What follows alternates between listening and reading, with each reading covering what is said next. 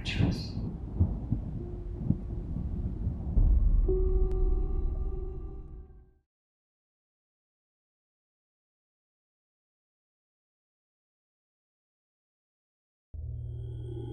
तुम कबीर को कभी नहीं बचा पाओगे मनोहर, कभी नहीं। मैं तुम्हें भी कैद कर लूंगा।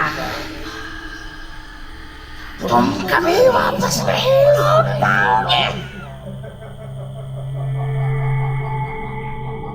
हेलो दोस्तों, मेरा नाम है नीक और आप सुन रहे हैं ऑडियो बुक एडवेंचर्स। पिछले अध्याय में आपने सुना था कि कैसे मनोहर और कबीर एक जादुई सफर में निकले।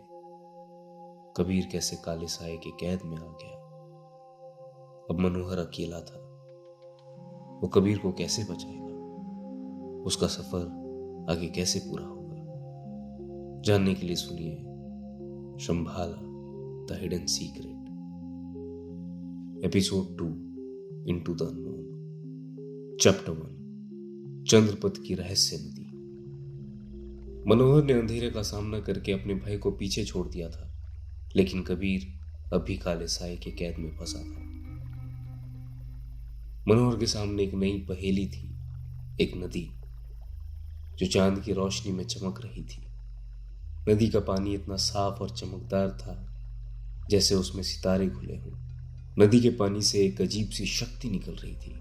नदी के उस पार कुछ जादुई शरीर दिख रहे थे, खतरनाक और अजीब दिखने वाले शरीर। ये सिर्फ एक नदी नहीं थी, एक और कठिन परीक्षा का संकेत था। कबीर नदी के उस पार पुराने गुफा के काले साए के कैद में था।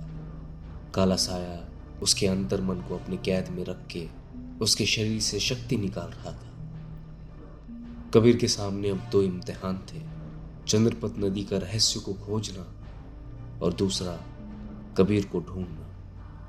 मनोहर नदी के पास जाता है और खुद से कहता है, नदी के पानी में ये चमक कैसी? ये नदी क्या चाहती है?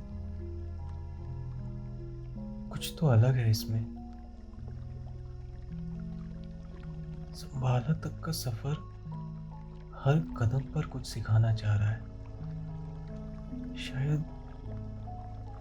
शायद ये नदी एक और पहेली लेकर आई है। मनोहर खुद को कबीर के बिना बड़ा अकेला महसूस कर रहा था। उसे बिल्कुल खबर नहीं थी नदी के उस पार क्या पहेली छुपी है। उसने झुककर नदी के पानी में हाथ फेरा। नदी के पानी में से एक रोशनी का गोला आसमान में उठने लगा। धीरे धीरे उस रोशनी से एक और प्राचीन स्वर गूंज उठी। ये स्वर नदी का था, जो मनोहर से एक और पहेली पूछ रहा था। इस नदी का नाम चंद्रपथ है। तुम्हारे आगे का सफर सिर्फ तब संभव है जब तुम इसके रहस्य को सुलझा पाओ। पहेली यह है, पानी का रूप सब कुछ दिखाता है, लेकिन अपने अंदर सब कुछ छुपाता है। कौन हो तुम जो रोशनी और अंधेरे के बीच अपनी असल पहचान ढूंढ रहे हो? मनोहर अपने बैग से अपने बाबा की डायरी निकालता है। उसके बाबा की डायरी में चंद्रपथ नदी का चित्र बना हुआ था। उसने देखा नदी के ऊपर एक रोशनी सी जलती हुई पुल है। मनोहर को समझ आया, उसका सही जवाब उसे एक रोशन पुल तक ले जाएगा और उस पुल से ही वो आगे बढ़कर कबीर को बचा पाएगा, उसे ढूंढ पाएगा। मनोहर अपने साथ जो नक्शा लाया था, नक्शे के सारे चित्र धीरे धीरे गायब हो गए। कोई बाहरी ताकत इस जगह पे उस चीज का कोई काम नहीं। मनोहर बैग में नक्शा रखता है और अपने मन में कहता है, ये सवाल हमारे अस्तित्व का है। मैं कौन हूं? ये समझना ही मुझे आगे ले जाएगा। शायद नदी अपने अंदर झांकने के लिए कह रही है। मनोहर ने धीरे से नदी के पानी की तरफ बढ़कर पानी में झांका। जैसे ही उसने पानी की तरफ झांका, उसका प्रतिबिंब नदी में उतर आया। लेकिन वो प्रतिबिंब मनोहर का नहीं था। वो एक और मनोहर था जो अलग और अजीब लग रहा था। मनोहर के डर का दूसरा रूप उसके सामने आया। मनोहर का दूसरा रूप उससे कहता है, क्या तुम मुझे पहचान पाए? मैं तुम्हारा वो रूप हूं जो तुमसे छुपा है। तुम अपनी पहचान से भाग रहे हो। मनोहर आश्चर्यचकित हो जाता है और जवाब देता है, ये मैं कैसे हो सकता हूँ? ये छलावा है। मेरी शरीर यहाँ है। कौन हो तुम? मनोहर का प्रतिबिंब शांत स्वर में मनोहर से कहता है, मैं तुम्हारा सच हूँ, तुम्हारा अंतर रूप। तुम संभाला तक तभी पहुंचोगे जब अपने सच को स्वीकार करोगे। मनोहर के सामने उसके अंदर के सच का रूप से सामना हो रहा था। ये सफर सिर्फ संभाला का नहीं था, बल्कि उसके खुद के रूप का भी था। मनोहर गहरा सांस लेकर अपने रूप से कहता है, मैं ये सच स्वीकार करता हूँ। हाँ, मैं अपने अंदर के डर और अपने पिता के सफर का बोझ लेकर चल रहा हूँ। हाँ, मेरी वजह से कबीर उस काले साए में कैद है, लेकिन अब मैं अपने सफर के लिए तैयार हूँ। मैं कबीर को बचाऊंगा, अपने बाबा का रास्ता पूरा करूंगा। जैसे ही मनोहर ने अपने अंदर के सच को स्वीकार किया, नदी का पानी एक प्रकाश में बदल गया। पानी के ऊपर जो रोशनी थी वो हवा में उड़ते हुए एकजुट होने लगी। वो रोशनी भरा पानी अब एक पुल बन चुका था, एक रोशनी का पुल जो उसे नदी के उस पार ले जा रहा था। मगर उसी वक्त उसके जमीन के नीचे से कांटे भरे कील निकले और एक जाल बन गया। मनोहर अब जाल के अंदर था। वो अब बाहर नहीं निकल सकता। दूसरी तरफ कबीर तड़प रहा था दर्द से। वो धीरे धीरे और कमजोर होने लगा था। काला साया कबीर से कहता है, तुम्हारा दोस्त मुझे छोड़कर आगे निकल गया। उसने तुम्हें धोखा दिया। कबीर कमजोर आवाज में कहता है काले साए से, तुम्हें क्या लगता है मैं तुम्हारी बातों में आ जाऊंगा? तुम गलत हो।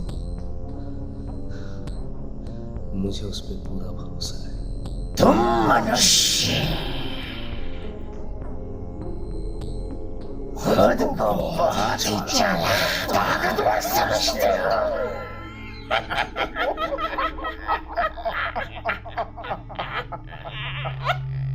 पर तुम सब गलत हो। कबीर बुरे हालत में भी काले साए को देखकर मुस्कुराता है। काला साया कबीर का मुस्कुराता हुआ चेहरा देखकर और गुस्सा हो जाता है और गुस्से में हवा में उड़ते हुए जोर से कहता है, मैं तुम्हें यहाँ से कभी वापस नहीं जाने दूंगा। और हंसते हुए आसमान की तरफ उड़ने लगता है।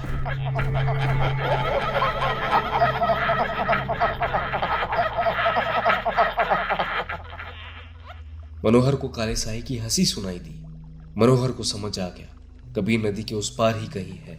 मनोहर जोर से कबीर को आवाज लगाता है, कबीर, कबीर, मैं यही हूं, तुम्हें कुछ नहीं होगा। काले साए के चीख ने कबीर को और कमजोर कर दिया था। कबीर मनोहर का आवाज सुनकर मुस्कुराता है और अपनी आंख बंद करता है। मनोहर अपने बाबा की डायरी से जादुई लिपि पढ़ने लगता है। लिपि पर लिखा था, जख्म का मरहम। लख मथुरी नगो ग्याम शिनवा क्योर दोंग सालुंग जो तेनला। लख मथुरी नगो ग्याम शिनवा क्योर दोंग सालुंग जो तेनला। लख मथुरी नगो ग्याम शिनवा क्योर दोंग सालुंग जो तेनला।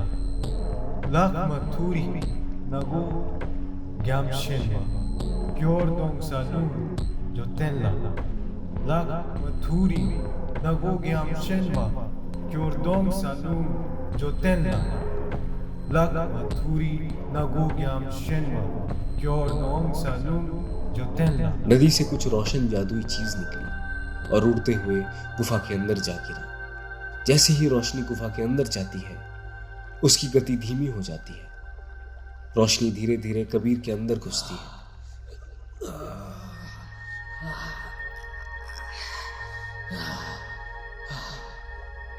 और कबीर धीरे धीरे ठीक होने लगता है। तभी मनोहर के पास नदी से उड़ती हुई बहुत सारी मछलियां हमला कर देती हैं।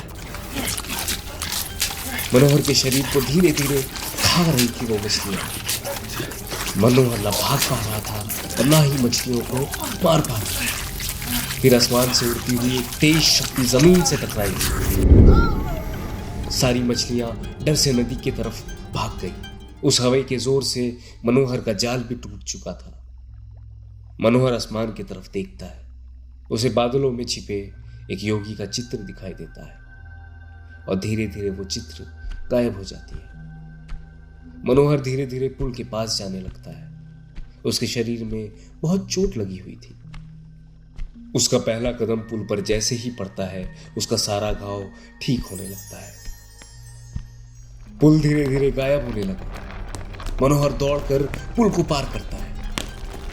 जैसे ही वो नदी के उस पार जाता है जमीन हिलने लगती है और एक जादुई तलवार उसके सामने आती है। मनोहर तलवार को देखकर मुस्कुराता है। तलवार को उठाकर वो तलवार की धार देखता है। धीरे से वो तलवार को अपने चेहरे के पास से हटा रहा था। उसके सामने बहुत अजीब जानवर खड़े थे। वो अब गायब हो चुके हैं। उसकी नजर पेड़ों के पीछे छुपे अंधेरों पर पड़ी। अचानक से भयानक गरज सुनाई दी। एक एक करके ऊंचे पेड़ों के दरमियान बहुत सारी आंखें चमकने लगी। जानवरों का झुंड सामने आने लगा। हर एक जानवर अजीब और डरावना था, जैसे किसी और दुनिया से आया हो। सबसे आगे एक बड़ा सा भेड़िया जैसा प्राणी था, जिसकी आग चमकती खाल थी और बड़े बड़े दांत थे। उसने एक जोर से दहाड़ लगाई और सारा झुंड मनोहर की तरफ भागने लगा। मनोहर ने अपनी तलवार को मजबूती से पकड़ा और धीरे से भागा। आओ देखते हैं किसका दम ज्यादा है। सबसे पहले एक भेड़िया उछलकर मनोहर की तरफ आया। उसके बड़े बड़े पंजे चमक रहे थे। मनोहर ने तेजी से कदम हटाया और अपनी तलवार चलाई। तलवार ने प्राणी को बीच से चीर दिया। वो भेड़िया एक काले धुएं के बादल में बदल गया और हवा में लिपट गया। बाकी के जानवर एक पल के लिए रुक गए, लेकिन फिर एक साथ धीरे धीरे बढ़ने लगे। जमीन गरजने लगी और हवा उनके दहाड़ से कांप रही थी। मनोहर एक तूफान की तरह हिला। उसकी तलवार चमकती बिजली की तरह दिख रही थी। हर वार हर काट एक जानवर को धुएं में बदला। फिर एक बड़ा सा तेज हुआ जिसका लाल आग था पीछे से मनोहर को चिपट गया, लेकिन मनोहर ने अपनी तलवार घुमाई और उसे हवा में ही चीर दिया। तेंदुए के काले धुएं बादल में लिपट गया। युद्ध काफी देर तक चला, लेकिन मनोहर थका नहीं। उसके हाथ की तेजी और तलवार की चमक बराबर बनी रही। जानवर एक के बाद एक जीतते गए और हर एक जानवर धुआं बनकर गायब हो गया। आखिर में एक बड़ा सा बाली, जिसके सींगों से आग टपक रही, मनोहर की तरफ जोर से जमीन हिल गई। मनोहर ने अपनी तलवार मजबूती से पकड़ी और इंतजार किया। जैसे ही बाली नजदीक आया, मनोहर एकदम से झुक गया और अपनी तलवार उसके सींगों के बीच में घुसा दी। बाली एक जोर की दहाड़ मारकर एक बड़े धुएं में बदल गया। मनोहर उस बाली के धुएं के बीच खड़ा था। उसकी सांसें तेज थी और तलवार हल्की रोशनी से चमक रही थी, जैसे उसने जानवरों की शक्ति अपने अंदर ले लिया। उसने धीरे से कहा। उसकी आवाज सन्नाटे में गूंज गई। और इस तरह से मनोहर ने सारे जानवरों को हरा दिया। उसके हाथ में जो तलवार थी वो धीरे धीरे गायब होने लगी। बाली का काला धुआं बादल में गायब होने लगा। जंगल में एक नई रोशनी छा गई और ऊपर से आती धूप की किरण मनोहर पर पड़ने लगी, जैसे प्रकृति उसकी जीत का अभिनंदन कर रही हो। मनोहर कुछ देर कबीर को ढूंढा, उसे एक गुफा दिखाई दी जहां कबीर कैद था, जहां से कबीर की आवाज आई थी। मनोहर दौड़कर गुफा के अंदर जाता है। कबीर जमीन पर बुरे हालत में लेटा हुआ था। वह अब भी बहुत जख्मी था, मगर मनोहर को देखकर वो खुश हो जाता है। मनोहर दौड़कर उसके पास जाता है और उससे कहता है, तुम ठीक हो कबीर? आखिरकार तुम आ ही गए। मुझे पता था तुम आओगे। हाँ, मैं अब ठीक हूं। मनोहर ने कबीर को अपने सीने से लगा लिया। तभी गुफा के अंदर एक सुरंग की द्वार खुली। दोनों द्वार की तरफ देखने लगे। गुफा के बाहर से आवाज आई, तुमने अपना सच का सामना किया, अपने अस्तित्व को पहचाना।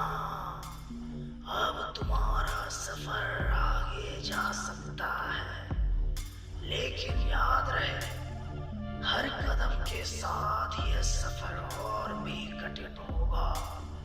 मनोहर ने जादुई लिपि पढ़ी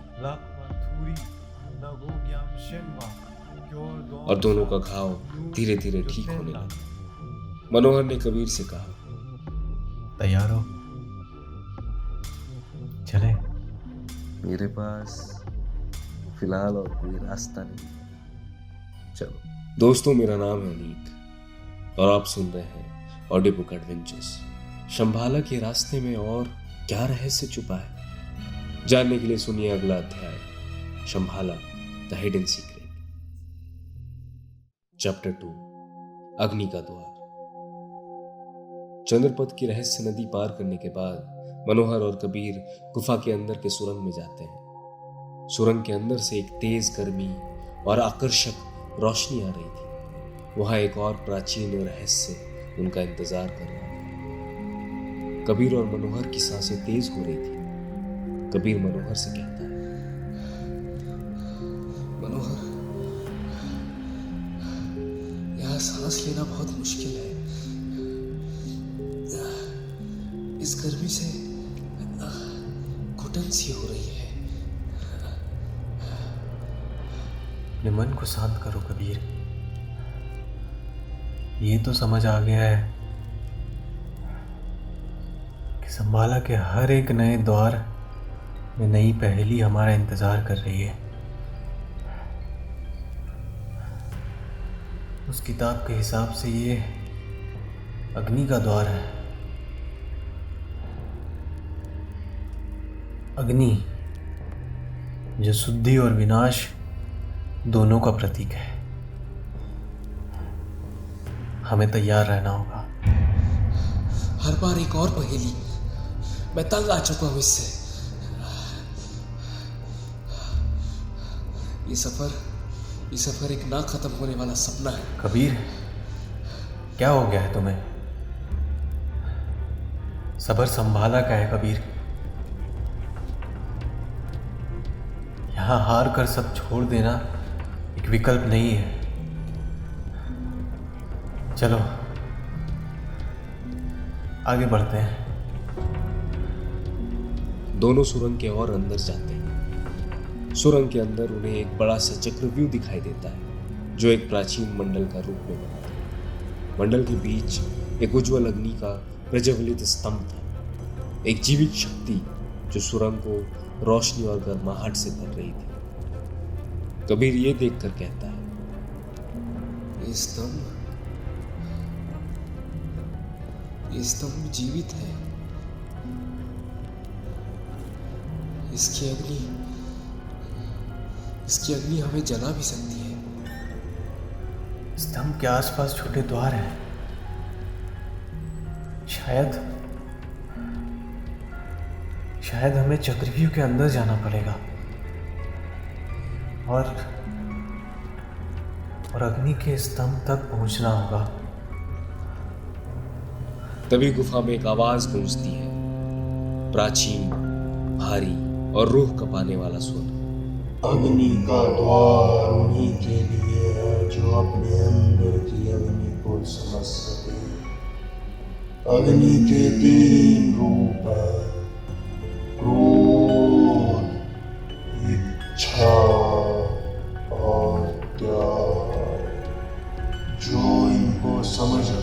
स्तंभ तक पहुंच जाए, वही अगले द्वार तक जा सकेगा।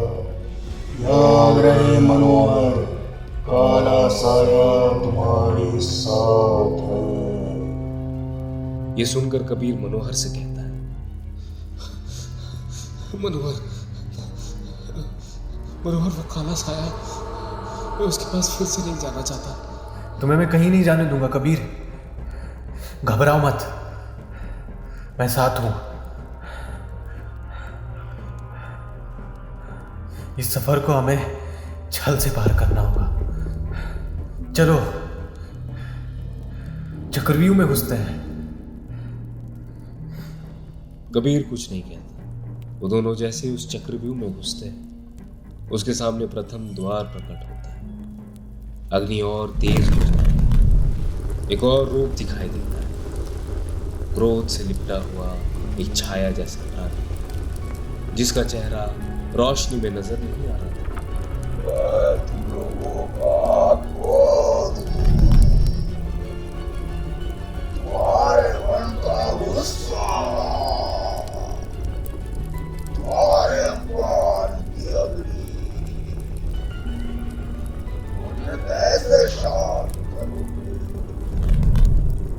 मनोहर, अब हम क्या करें? ये हमारे अंदर के क्रोध का प्रतीक है।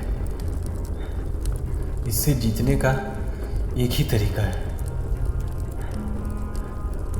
शांति और स्वीकृति। तुम्हारे अंदर की अग्नि को मैं और बताने आया हूँ। क्या तुम मुझे अपनाओगे या मुझे जीतने दोगे? मनोहर इस सवाल से परेशान हो जाता है। अगर वो क्रोध को अपनाता है तो आगे नहीं बढ़ पाएगा, और वो अगर क्रोध को जीतने देता है, कहीं ना कहीं वो फिर भी फंस सकता है। मनोहर ने कबीर से कहा, मुझे इस सवाल का जवाब नहीं पता है कबीर। तुम्हें कुछ अंदाजा है? मैं कुछ नहीं जानता इस बारे में। हम यहाँ फंस गए हैं। इस सवाल का उत्तर हम दोनों के पास नहीं है। क्रोध फिर से कहता है, क्या सोच रहे हो मनोहर? तुम्हारे पास इस सवाल का जवाब नहीं है। मुझे अपना लो और मैं तुम्हें अंधकार के कोठरी में ले जाऊंगा। वहां तुम्हें जानने वाला एक मनुष्य भी है। मनोहर ये सुनकर दंग हो जाता है। मनोहर को उसके पिता का चेहरा याद आता है। वो असमंजस में था। उसे अपने पिता से मिलना, उसके मन में एक बात चल रही थी। अगर वो क्रोध को अपना लेता है तो वो अपने पिता को मिल पाएगा। क्रोध फिर से कहता है, तुम्हारे पास वक्त नहीं है मनोहर, मुझे जवाब दो। मनोहर ना चाहते हुए भी बोलना शुरू करता है, मैं ना ही तुम्हें जीतने दूंगा, ना ही तुम्हें अपनाऊंगा। मनोहर हैरान हो जाता है। वो इस बात को कहना नहीं चाहता। उसे ऐसा महसूस हुआ कि कोई दिव्य शक्ति ने उसे ये कहलवाया है, पता नहीं कौन। मनोहर अपने मन को शांत करता है, आंखें बंद करता है और एक गहरा सांस लेता है। धीरे धीरे अग्नि का शोर कम होने लगता है। क्रोध मनोहर से कहता है, तुम बहुत समझदार हो, तुमने मुझे समझ लिया। अब तुम अगले द्वार तक जा सकते हो। जैसे ही वे दूसरे द्वार की ओर बढ़ते हैं, काला साया की आवाज पीछे से गूंजती है, अग्नि तुम्हारी परीक्षा थी, लेकिन मैं बलवंत हूं।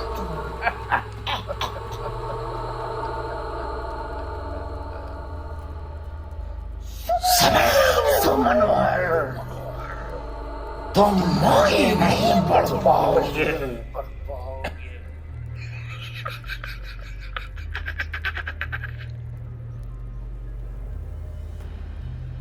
काले साई की आवाज सुनकर कबीर घबरा जाता है और कांपते हुए कहता है, मनोहर, ये काला साया हमारा पीछा नहीं छोड़ेगा। वापस चलो मनोहर, मुझे उस काले साए के पास नहीं जाना। ये सिर्फ संभाला का एक प्राचीन रक्षक है, या शायद एक विघ्ना। ये हमें गिराना चाहता है कबीर। हम ऐसे ही हार नहीं सकते। हमें अपना रास्ता नहीं भटकना। कबीर फिर शांत हो जाता है, कुछ नहीं कहता। वो दोनों दूसरे द्वार के सामने पहुंचते हैं। इस द्वार पर चमकती रोशनी थी, इच्छा का रूप। रोशनी से मोह और लालच का प्रभाव फैल रहा था, जो उन लोगों के मन को प्रभावित करने लगा। इच्छा का स्वर शांत आवाज में कहता है, मैं तुम्हारे मन का रूप नहीं, तुम्हारा मन जो चाहता है वही हूं मैं। क्या तुम मुझे शांत करके या समझा आगे बढ़ पाओगे? ये सुनकर मनोहर को कुछ याद आता है और वो अपने बैग से अपने पिता की डायरी निकालता है। कुछ पन्ने पलटने के बाद उसे उसके पिता की लिखी हुई नोट मिलती है। मनोहर नोट को देखकर मुस्कुराता है और जोर से उस नोट को पढ़ना शुरू करता है। इच्छा मोह का रूप है। इससे पार करने के लिए हमें अपनी सबसे बड़ी इच्छा को समझना होगा। और मेरी सबसे बड़ी इच्छा है संभाला को पार करना। मनोहर और कबीर अपने मन के लालच और सपनों का सामना करते हैं। धीरे धीरे रोशनी धीमी पड़ती है और दूसरा द्वार खुल जाता है। अब अंतिम द्वार बचा था, त्याग। यह द्वार सबसे कठिन था। त्याग के बिना शंभाला का सफर समाप्त नहीं हो सकता था। मनोहर कबीर से कहता है, कबीर, त्याग का मतलब है अपने मोह और अहंकार को छोड़ना। सिर्फ एक निर्मल मन के साथ ही हम इस द्वार को पार कर सकते हैं। संभाला तक पहुंचने के लिए हमें सब कुछ त्यागना होगा। कबीर जवाब में कुछ नहीं कहता। मनोहर को थोड़ा अजीब लगता है कबीर का आचरण, मगर मनोहर फिर खुद को समझाता है शायद कबीर बहुत डरा हो, इसलिए उसका व्यवहार बदल गया। दोनों ने अपने मन के मोह और अहंकार को समर्पित किया। जैसे ही वे अग्नि के स्तंभ के पास पहुंचते हैं, सुरंग का रूप बदल जाता है। सामने एक नया द्वार प्रकट होता है। एक आवाज गूंजती हुई उसके पास आती है,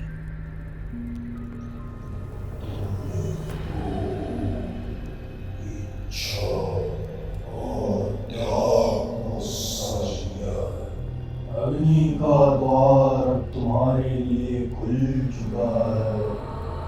संभाला और करीब है। सुरंग का सारा ताप धीरे धीरे कम हो जाता है। सारी आग बुझ जाती है। कबीर मनोहर से कहता है, ये सफर एक कठिन यात्रा है मनोहर। यही संभाला का राज है कबीर। हमें बस आगे बढ़ते रहना है। मनोहर और कबीर नए द्वार के पार चले गए, लेकिन उन्हें पता नहीं था काला साया का असली रूप उनका इंतजार कर रहा था। क्या वे उस विघ्ना को पार कर पाएंगे? जानने के लिए सुनिए शंभाला द हिडन सीक्रेट का अगला अध्याय।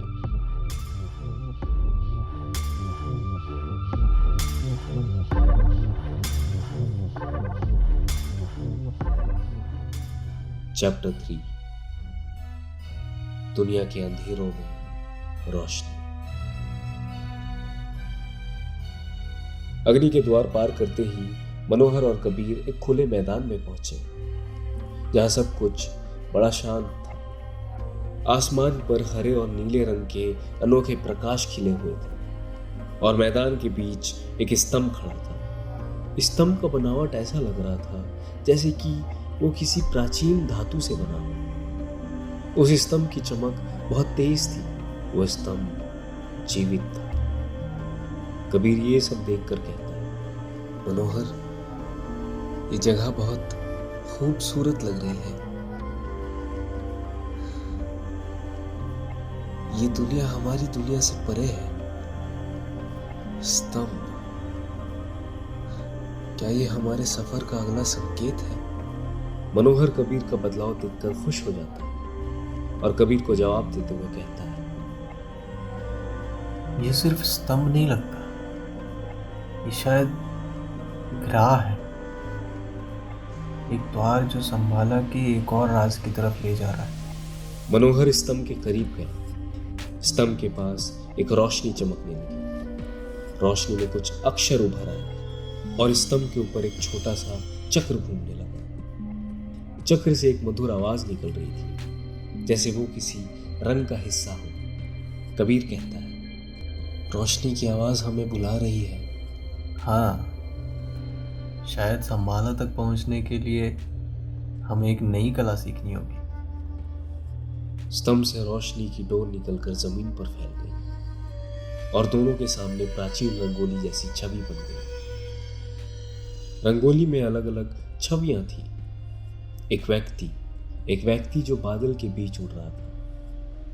एक और व्यक्ति जो जल के अंदर सांस लेने की कला सिखा रहा था। और तीसरी छवि में एक व्यक्ति जो मिट्टी के अंदर से कुछ बीज निकालकर रोशनी में बदल रहा था। ये सब देखते हुए कबीर मनोहर से कहता है, ये तो एक प्रश्न लगता है। शायद ये हमें कुछ करने को कह रहा है। ये एक परीक्षा है कबीर। हर छवि एक कला की तरफ इशारा कर रही है। हवा, जल और भूमि।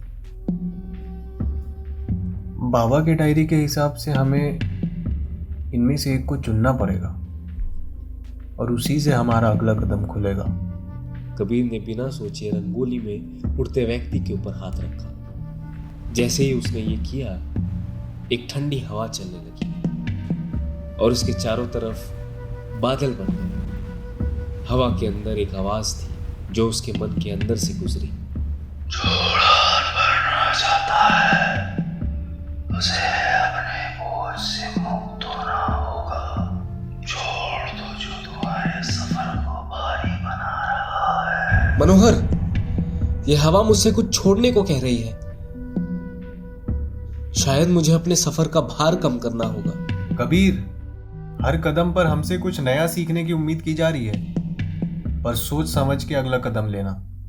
मनोहर ने रंगोली के दूसरे भाग में जल वाले व्यक्ति पर हाथ रखा। पानी की बूंदें उनके आसपास मंडराने लगी। धीरे धीरे समंदर की एक प्राचीन आवाज गूंज उठी। जो गहराइयां समझना चाहता है उसे अपने अंतर मन से परिचय करना होगा। जल की शक्ति तब मिलती है जब व्यक्ति अपने अस्तित्व की गहराइयों में जाए। कबीर जोर से कहता है मनोहर से, मनोहर, ये जगह मुझे हर बार हैरान कर देती है। पता नहीं शंभाला का असली चेहरा कैसा होगा। यही तो इस सफर की खूबसूरती है कबीर। हर मोड़ पर कुछ नया, कुछ अनजान चीज हमारे सामने आती है। कबीर अपने सवाल का बहुत सोचते हुए जवाब देता है।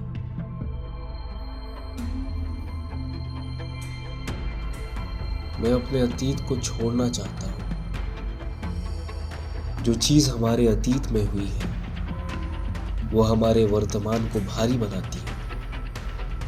उन्हें छोड़ना ही हमें परेशानी से मुक्त करती है। हवा की आवाज मुस्कुराता है और बादल हट जाते हैं। कबीर खुश हो जाता है। कबीर मनोहर को कहता है, मैंने परीक्षा पार कर ली मनोहर। क्या बात है कबीर, बहुत अच्छे। मनोहर को योगी की बात याद आई और सोचते हुए उसने उत्तर दिया, जब हम अपने आप से पूछते हैं मैं कौन हूं और मेरा उद्देश्य क्या है, तभी हम अपने जीवन को अधिक अर्थ और उद्देश्य से भर सकते हैं और अपने अंतर मन से परिचय कर सकते हैं। जैसे ही दोनों ने अपने प्रश्नों का समाधान किया, स्तंभ का चक्र तेज घूमने लगा। चक्र से एक और रोशनी की किरण निकलकर जमीन के नीचे जाने लगी और एक गुफा का द्वार खुल गया। दोनों ने एक दूसरे की तरफ देखा और बिना शब्दों के अपनी हिम्मत को आगे बढ़कर साझा किया। कबीर मनोहर से कहते हैं, मनोहर, लगता है ये अगला द्वार हमें और अद्भुत जगह ले जाएगा। चलो देखते हैं आगे क्या छुपा है। संभाला का हर एक कदम नई सीख है। चलते हैं, इस नए द्वार की कहानी लिखते हैं। दोनों द्वार के अंदर चले जाते हैं। अंदर क्या था, आगे क्या होगा, इस अध्याय में मुश्किलें कम थी, मगर क्या आगे भी ऐसा होगा या उनके लिए सफर और कठिन होगा।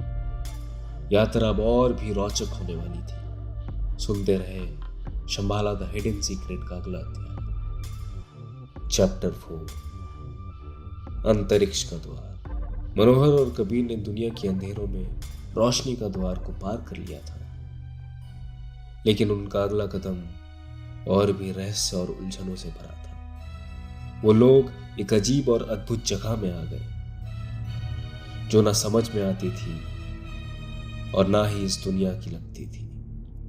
ना धरती थी, ना आकाश, सब कुछ व्यापक और निसार था, जैसे वे एक शून्य जगह में उलझन बन गए हो। मनोहर, क्या ये शंभाला का एक और खेल है?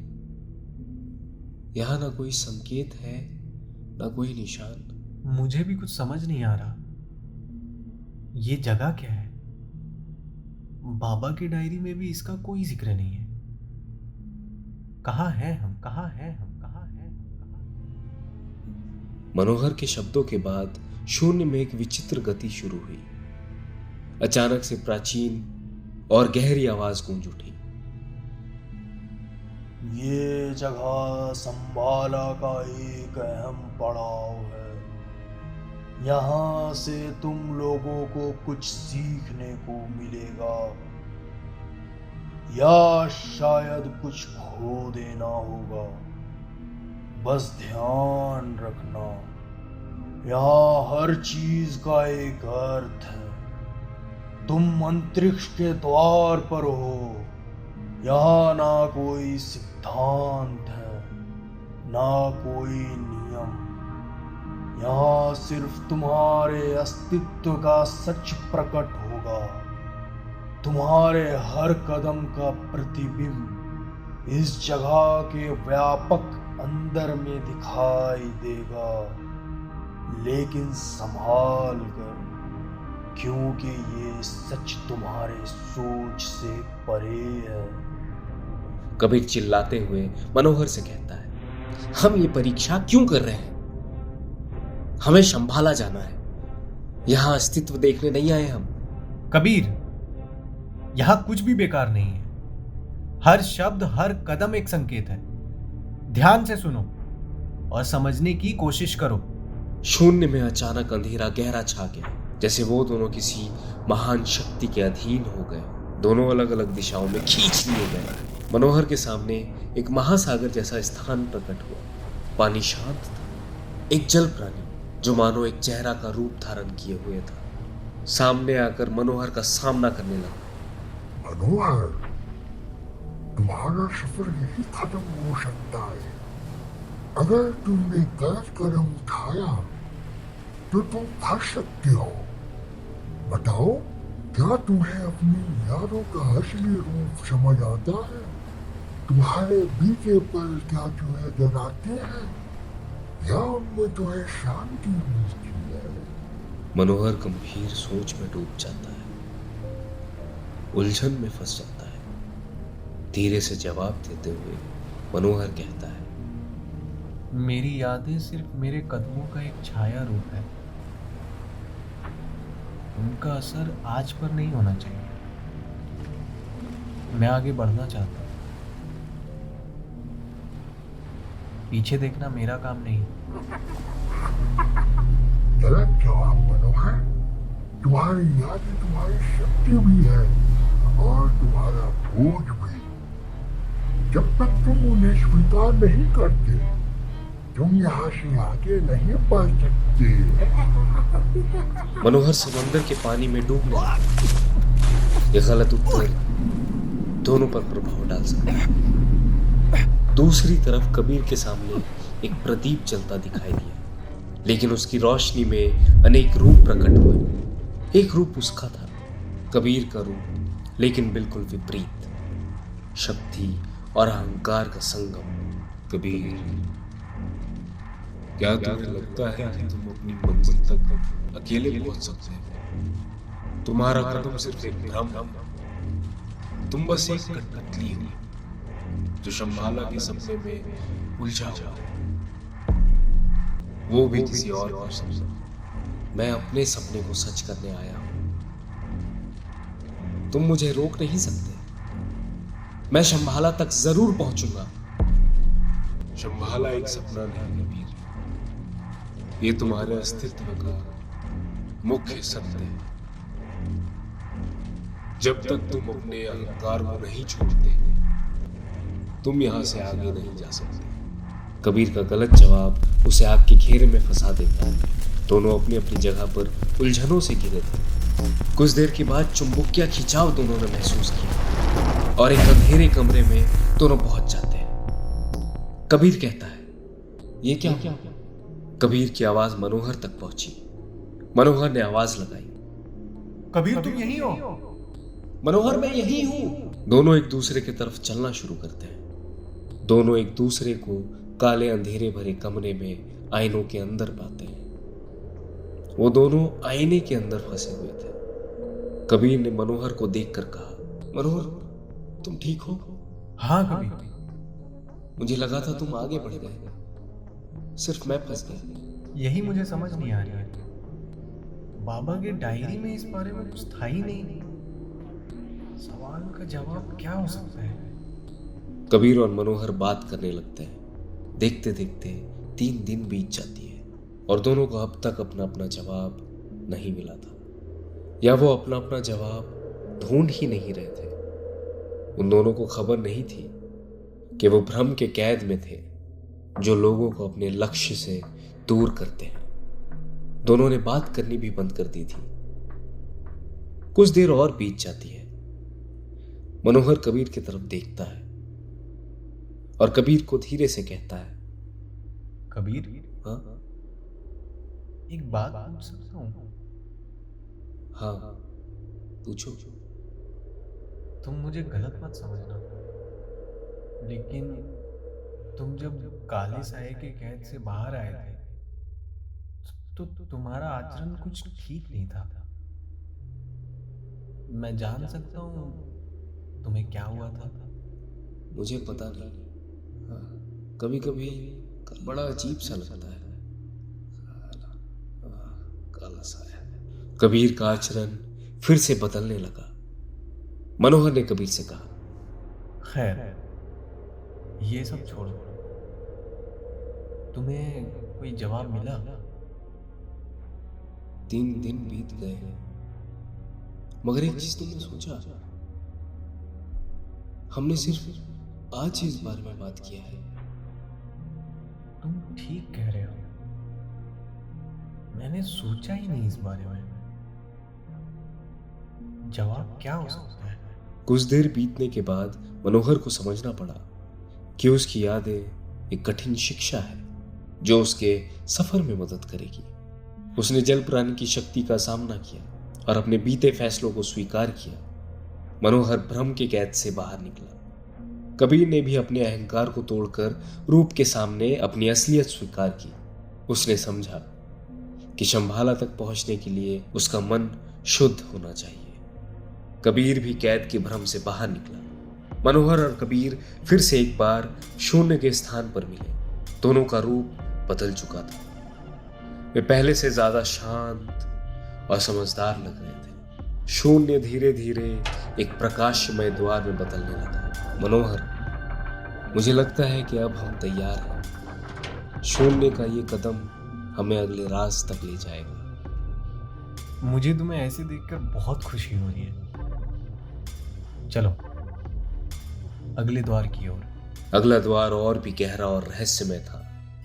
जो आगे था वो उनके अस्तित्व का अंतिम सत्य बनकर आने वाला था। चैप्टर 5, रक्तांजलि का प्रश्न। जब मनोहर और कबीर शून्य के द्वार से निकले, उनके सामने एक अजनबी और रहस्यमय जगह था। सामने एक गहरा लाल रंग का झील था, जैसे कोई खून की नदी हो। हवा गर्म थी और चारों तरफ एक अनजानी अद्भुत शक्ति का प्रभाव था। ऐसा लग रहा था जैसे यह स्थान खुद अपनी कहानी सुना रहा हो। मनोहर और कबीर एक पल के लिए झील के पास रुक गए। उनकी सांसें तेज चल रही थी।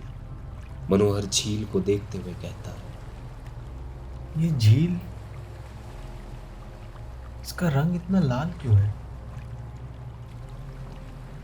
ये सच में खून की नदी लग रही है। नहीं, ये झील एक प्रतीक है, हमारे आंतरिक डर और सच्चाई का प्रदर्शन। इस जगह को रक्तांजलि कहते हैं। यहाँ हमारी यात्रा का सबसे कठिन परीक्षण हो। सिर्फ वही यहाँ से जिंदा निकलता है जो अपने मन की शुद्धता और विश्वास के साथ है। ये सब तुम्हें कैसे पता?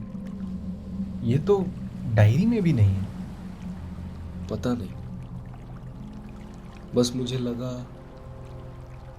मैं इसे जानता हूँ। तुम ठीक तो हो ना कबीर? हाँ हाँ मनोहर, मैं बिल्कुल ठीक हूँ। उनके सामने झील के बीच एक चमत्कारी रूप प्रकट होता है। एक देव प्रकट लेते हैं, गहरे लाल वस्त्र में, एक हाथ में तलवार और दूसरे हाथ में सूर्य की चमक ली। देव का रूप एक साथ शांत और भयंकर था। उनका स्वर जगह के शब्दों को चीरती हुई गूंज उठी। तुम रक्तांजलि के प्रश्न के सक्षम हो। ये जगह तुम्हारे विचार, भय और सच्चाई का परीक्षण करेगी। तुम्हें 3 पड़ाव पार करने होंगे। हर पड़ाव तुम्हारे विश्वास, हिम्मत और बुद्धि का परीक्षा लेगा। याद रखो, जो हंसते और भय से छुपते हैं, ये झील उन्हें निगल जाती है। मनोहर और कबीर झील की तरफ देखते हैं। उनका पड़ाव झील के बीच से शुरू हो रहा था। मनोहर कबीर से कहता है, कबीर, मुझे तैरना नहीं आता, मैं आगे कैसे जाऊंगा? कबीर मनोहर की तरफ देखता है और झील की तरफ जाने लगता है। झील में कुछ कदम आगे जाने के बाद पीछे मुड़कर वो मनोहर से कहता है, तुम्हें डरना नहीं है मनोहर। यात्रा तभी पूरी होगी जब हम अपने डर और भ्रम का सामना करेंगे। ये झील तुम्हें डूबने नहीं देगी। जब तक तुम खुद पर विश्वास करते रहोगे, तब तक ये तुम्हें नहीं डूबने देगी। चलो, झील की तरफ बढ़ो। मनोहर को कबीर का ये बदलाव ठीक नहीं लग रहा था, मगर मनोहर का लक्ष्य उसे झील के पास ले जाता है। कुछ देर के बाद दोनों झील के बीच में पहुंच जाते हैं और वहां उनका पहला पड़ाव उन्हें मिलता है। पड़ाव एक, पहेली का मंडल। झील के मध्य में एक चक्रव्यूह दिखा, जिसमें एक प्राचीन शिला रखी थी। शिला पर एक पहेली लिखी थी। एक चीज है जो कभी नहीं रुकती, लेकिन सब कुछ रोक देती है। बताओ वो क्या है? कबीर, तुम्हें कुछ इस बारे में पता है? मुझे कुछ समझ नहीं आ रहा। ये क्या हो सकता है? समय। ये पहेली समय के बारे में है। हमने पहले भी समय का सामना किया है। समय ही एक ऐसी चीज है जो कभी नहीं रुकती, पर वो हमें रोक सकती है। जैसे ही कबीर ये जवाब देता है, चक्रव्यूह टूट जाता है। उनका रास्ता खुल जाता है। पानी में एक प्रकाश की लहर दौड़ती है, जैसे झील उनका उत्तर स्वीकार कर रही हो। पहला पड़ाव बहुत आसानी से पार हो जाता है। उनके सामने दूसरा पड़ाव आता है। पड़ाव 2, डर का सामना। झील अब और गहरी हो चुकी थी। पानी अब उनके घुटनों तक आ चुका था और हवा में एक अजीब सी भयावह धुन बज रही थी। अचानक उनका डर उनके सामने प्रकट हुआ। कबीर के सामने एक विशाल सांप दिखाई दिया जो उसके पैरों के चारों तरफ लिपट गया। कबीर डरते हुए कहता, मनोहर, ये सांप मुझे खींच रहा है। मुझे लगता है तुम्हें इससे भागना नहीं चाहिए। अपने डर का सामना करो। क्या होगा कबीर के सामने? क्या सांप उसे निगल लेगा या कबीर अपने भय को जीत लेगा? कबीर आंखें बंद करता है। उसे बहुत परेशानी हो रही थी सांप से, मगर वो खुद को शांत करता है और धीरे से कहता है, हाँ, मुझे सांपों का डर है, लेकिन ये सिर्फ एक भ्रम है। मैं इसे जीत सकता हूं। तुम मुझे कोई हानि नहीं पहुंचा पाओगे। जैसे ही कबीर ये स्वीकार करता है, सांप हवा में घुल जाता है और पानी फिर से शांत हो जाती है। कबीर की सांसें अब भी तेज थी। उसके आंखों में एक नई शक्ति थी। वो दोनों धीरे धीरे आगे बढ़ते हैं और तीसरे पड़ाव तक पहुंचते हैं। झील में प्राचीन द्वार पानी के बाहर आता है। द्वार के ऊपर एक और पहेली लिखी थी। ये रिश्ता का नाम है जो तब तक नहीं टूट सकता जब तक सच्चाई उसके अंदर है। बताओ वो क्या है? मैं इन सवालों से परेशान हो चुका हूं। बार बार सिर्फ सवाल और जवाब। शांत हो जाओ कबीर। हर कहानी एक जैसी नहीं होती। हम हमेशा सवालों से ही भागते हैं। शायद इसलिए ही संभाला की यात्रा का हर परीक्षा सवालों से ही गुजरता है। मुझे इसका उत्तर पता है। विश्वास। सिर्फ विश्वास ही ऐसा बंधन है जो टूट नहीं सकता। दरवाजा खुल जाता है और उनके सामने प्रकाश का एक तीव्र स्रोत प्रकट होता है। लेकिन जैसे ही वे प्रकाश की तरफ बढ़ते हैं, हवा एक भयावह रूप लेने लगती है। झील का पानी अब लाल से काला होने लगा था। मनोहर आसपास देखता है। उसे ये समझ नहीं आता कि उसके साथ क्या हुआ। उत्तर देने के बाद उसके सामने द्वार प्रकट होना था, मगर सही उत्तर उसे और अंधेरे में ढकेल रही थी। मनोहर काले झील में धीरे धीरे नीचे जाने लगा। कबीर अचानक से हवा में उड़ने लगता है। उसका चेहरा बदलने लगता है। उसकी आंखों में लाल ज्वाला प्रकट होती है और उसके होंठ ठंडी हंसी में मुड़ जाती है। मनोहर ने कभी अपने साथी को इस रूप में नहीं देखा था। मनोहर चौंक कर कहता है, कबीर, तुम्हारे साथ क्या हो रहा है? और मैं झील के नीचे जा रहा हूँ। कबीर ठंडी हंसी के साथ कहता है, कबीर नहीं हूँ मनोहर, मैं तो सिर्फ आया था तुम्हारे लिए करम। मैं काला साया हूँ। तुम्हें क्या लगता है तुम मेरे सवालों का जवाब दे दोगे? ये मेरा चाल है। तुम्हें सवालों का जवाब पूरा नहीं कर दूंगा। कबीर अब भी मेरे कैद में है। मैं उसके शरीर का इस्तेमाल कर रहा हूँ। मैं तुम्हें नहीं मिलाया हूँ। धोखा। कहाँ है कबीर? कबीर